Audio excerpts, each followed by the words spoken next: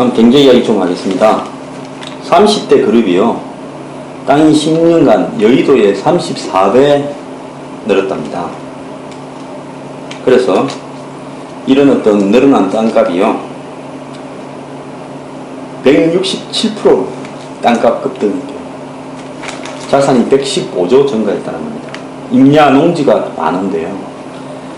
그러니까 사업 확장 과정에서 규제가 적은 땅을 사들이려다 보니까 도시계획 규제나 이런데 임야나 농지를 사들이면 나중에 이제 그 임야나 농지가 자연스럽게 도시화가 되면서 또 돈이 되는 땅으로 바뀌어가지 않겠습니까? 그래서 뭐 이 부분을 이 자연스러운 과정으로 볼 수도 있지만은 우리나라 기업들이 비업무용 토지를 갖다 이렇게 소유하면서 사실상으로 땅 장사로 돈을 버는데 주력하고 있다. 이렇게 보일 수 있는 측면도 있다는 겁니다. 과거에 제가 대학교 들어가니까요. 테헤란 강남대로예요. 저 강남역을 중심으로 쭉 양재동부터 한남대교까지 가는 길. 또 옆으로 역삼동으로 가는 테헤란로에 보면요. 한 블록마다 한 2개 정도씩 대형 땅들이 전부 다 이 칸막이만 쳐가지고 비어 있었습니다. 풀만 무성하게 자라고. 굉장히 많았어요. 테헤란로 일대하고 강남대로에. 그 땅이 나중에 보니까 다 대기업 빌딩이 올라갑니다. 요즘 와서 보니까요. 그러니까 몇십 년 전부터 도시 계획이 발전하면 주변에 좋은 데는 땅 잡아놓고 그리고 나중에는 거기에 대규모 빌딩이 올라가는 부분이 있는데요. 뭐라고 할 수 없습니다. 자본주의 사회에서 투자하는 부분은. 그런데 이렇게 열심히 땅을 수십 년 내다보고 확보하듯이 기술 개발이나 경제 상황의 변화도 좀 수십 년 내다보고 마찬가지로 신경을 좀 써줬으면 땅에서 돈 버는 돈 갖고 앞으로 우리 사업이 계속 이렇게 잘 나갈 거냐, 위기가 오지 않겠냐, 새로운 신성장 사업을 해야 되지 않겠냐, 사업 영역을 바꿔야 되지 않겠냐. 그런데도 신경을 똑같은 수준으로 쓰면요, 한국의 경제 위기가 오지도 않았을 겁니다. 지금 30대 대기업 중에서, 즉 30대 재벌 중에서 좀비 기업들이 하도 많다고 해서 제가 하는 소리입니다. 제가 참 한국의 중산층 중에서도 뭐 한 중상, 그리고 강남 8학군, 또 한국의 상류층이라고 하는 분들이 자녀를요, 사교육시키는 과정을 바라보면서요. 물론 그런 사람들의 자녀 중에 좋은 학교 가고 또 좋은 직장 가고 좋은 유학 가고 해서 잘 되는 사람 비중이 훨씬 높다는 것은 인정을 합니다. 문제는요, 많은 확률적으로 그렇게 사교육을 열심히 온 집안의 목표가 자식 사교육으로 몰려 있어서 성공하는 부분이 많다는 부분에 정말 대단한 그런 정열도 존경드리지만 다른 한편으로요, 잘된 사람 몇 명 밑에 그렇게 하다가 실패한 그 사람들의 수십 배에 해당되는 자녀들이 있다는 겁니다. 자, 초등학교 때 천재같이요, 중학교 가니까 조금 영재가 되지요, 고등학교 가니까 평범해지면서요, 걔는 그때부터 집에서 완전 열애되어 버립니다. 학교에서도요, 중위권 이하는 사람 취급도 못 받고 그림자가 되어버립니다. 그런데도요, 끝도 없이 사교육에 시달리다가 다 잘 됐습니다. 그 중에 소수만 잘 됩니다. 왜 이런 무한 낭비를 하면서 사느냐? 솔직히 말하면 부모의 행복은 없습니까? 자식을 그렇게 공부시키는 동안에 거기에 들어가는 돈과 정열, 노력, 그게 부모의 행복을 갉아먹으면서 하는 거 아닙니까? 그렇게 공부시킨 자식이 잘 된다고요, 부모한테 효도하겠습니까?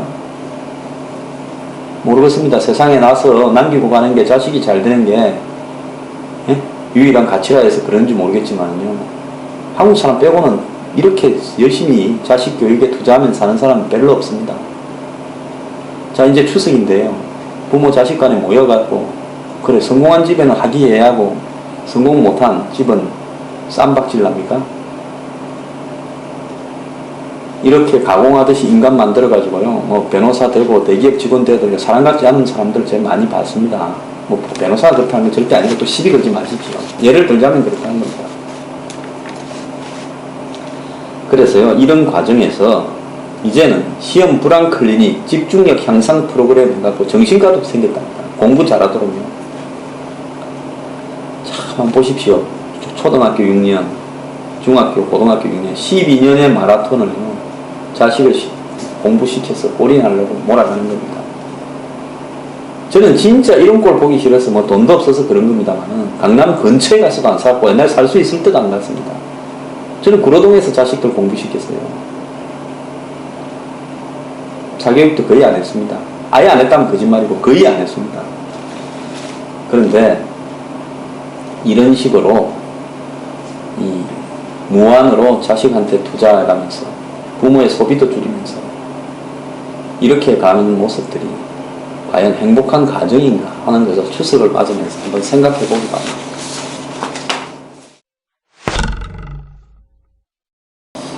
요즘 뭐 전월세 폭등에 관한 기사가 너무나 많은데요. 한 2년 사이에 뭐 평균 한 3,500만 원 정도 올려줘야 된다 이런 이야기 기사들도 막 나오고 하는데 그래도 집이 없다는 겁니다. 전세는 이제 반전세를 하거나 월세를 구해야 되는데, 자, 집을 저렇게 많이 짓고 기존에 있는 집들도 다 한 집에 하나씩 배치한다면 살고도 남을 건데 전세 월세 집이 없다고 합니다.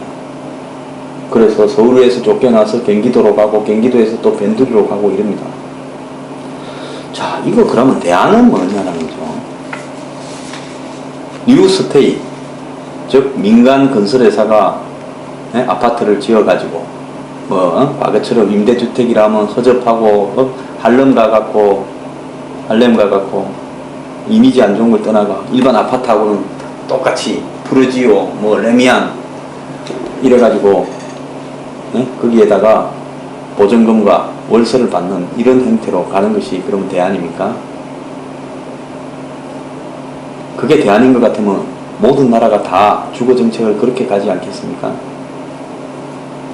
자, 거기에 내는 월세가 중산층 수준으로 감당할 수 있는 수준이겠습니까? 몇 개 모델을 보면요, 감당할 수 있을 만한 수준과 아닌 것 경계에 있는데요, 맞벌이 하는 소수에게는 감당할 수 있을 겁니다. 정규직의 맞벌이. 근데 거기에서 벗어난 사람들은 거의 감당이 불가능하죠. 그것은 한국에서 부부 합산해서 적어도 한 500, 600 이상을 버는 정규직 맞벌이 부부에게 적합한 주택입니다. 그러면 대한민국의 정규직이 아닌 중산층 하층이나 빈곤층에 있는 수많은, 그야말로 집이 없는, 돈이 있으면 다 집이 있죠. 돈이 없으니까 집이 없죠. 즉 비주택자들 중에는 어떻게 하라는 겁니까? 그럼 너가 돈이 없으니까 너네 탓이라고 정부가 이렇게 하고 말 겁니까? 그렇다면 공공주택을 공급하는 방법밖에 없는데, 공공주택을 행복주택이니 보금자리처럼 이런 식으로 보급할 겁니까? 그 다음에 기존에 있는 월세 전세들이 저렇게 통제받지 않고 무한적으로 올리는 부분을 정부가 방치를 하는 겁니까? 요즘 세금 받으려고요, 난리 아닙니까? 그래서 세금을 한 10조씩 잘 받았다고 그렇지 않습니까? 근데요, 왜 임대료를 이렇게 올리는 데는 세금을 안 걷어냅니까? 임대료 올린 만큼 세금으로 갖고 가면 임대료 올리겠습니까? 그래서 외국에는 이런 임대료 규제에 대한 법적 규제가 자치단체별로 완벽하게 갖춰진 나라들이 선진국에는 대부분입니다. 그런데 임대료 부분에서는 손을 놓고 있습니다. 우리나라요, 임대주택이 많다 해도요, 전체 주택에서 장기 공공임대주택이 차지하는 비율이 5.5%밖에 안 됩니다.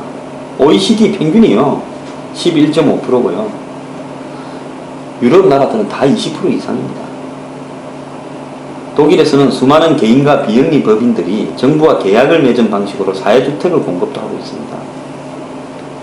민간주택이지만 정부가 공공임대주택 수준으로 임대료나 임대기간, 입주 대상자를 정부가 관리합니다.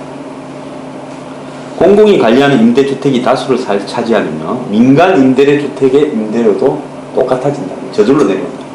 즉 정부가 상당한 수의 임대주택을요, 그게 주인이 소유주가 민간인이든 정부든 정부가 임대료나 계약기간을 통제하는 겁니다. 그렇게 그 통제 범위에 들어온 주택을 한 30-40% 관리하다 보면 남은 주택들도 이거하고 똑같이 되는 겁니다. 그래서 전월세 시장에 개입해서 가격을 정부가 통제하는 방법, 그리고 장기적으로는 공공임대주택을 늘리는 방법밖에 없는 건데요. 그리고 전세 계약을 2년이 만료하고 2년간 추가 계약을 하려고 그러면 전월세를 전환하는 것, 즉 지금 전세를 월세로 받는 부분에서 그 전환율을 현실적으로 해야죠. 그래서 정부가 당장은요 임대료 시장에 개입해서 세무조사를 좀 해야 됩니다. 임대사업자 활성화한다 해가지고요 대한민국 임대사업자 등록해서 소규모들은 뭐 세금도 잘 안 내지 않습니까? 이런 부분을 정부가 방치하고요. 이건 민간이 알아서 할 거라고 놔놓고 정부는 그냥 민간 건설업자들 보고 뉴스테이라 지어서 팔아라고 그러고 공공임대주택은 눈꽃만큼 짓고 이렇게 하면 이제는 곡소리 나면서 나중에 한 방에 터지는 겁니다. 정부가 적극 개입해야 됩니다.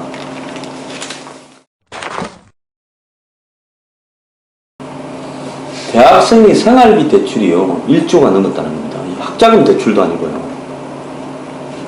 그러니까 지역난 속에서 학자금 대출이 있고 또 그거하고 별도로 생활비 대출이 지금 폭발적으로 늘어가가지고 1조 839억이랍니다. 대학생, 대학원생 학자금 대출 빼고 말입니다. 올해 들어서만 912억이 증가했다는 거예요. 한 건당 대출 한 건당 1,600만 원 정도랍니다. 놀라운 상황입니다. 그래서 작년 말 증가율이 9.19%. 대학생은요 연체율이 가계대출보다도 2배나 높다는데 대학생들이 생활비 대출까지 받아올 정도면 이거 진짜 큰일 나는데 이 정말 어떻게 좀 해야 될지. 대학생이 부모로부터 도움도 못 받고 아르바이트 하면서 살다가 그것도 안 돼서 돈을 빌려야 된다. 이게 1조가 넘는다. 이거 정말 좀 어떻게 해결할지 고민을 좀 해야 되겠네요. 중요한 것은 대학 같지 않은 대학 좀 없애고 그런 학생들을 변화하는 기술에 맞게 신성장 동력 기술로 연결시키고 기술 교육을 정부가 대거 투자해서 싼 교육비로 받을 수 있게 하고 그래서 산업 현장과 학교가 서로 간에 기술이 매칭되도록 그렇게 유도하는 방법밖에 없는데 오늘날 대학 돌아가는 꼴들을 보면 생긴 대학은 망할 때까지 안 없어집니다. 그게 반값 등록금 죽여놓고요. 이제 학자금 대출까지 해줘야 됩니다. 나라 꼴 잘 돌아갑니다.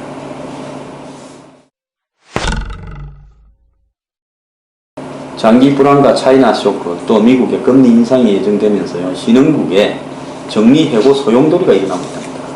왜 그런가 하니 자원에 대한 수요가 확 줄어들면서요.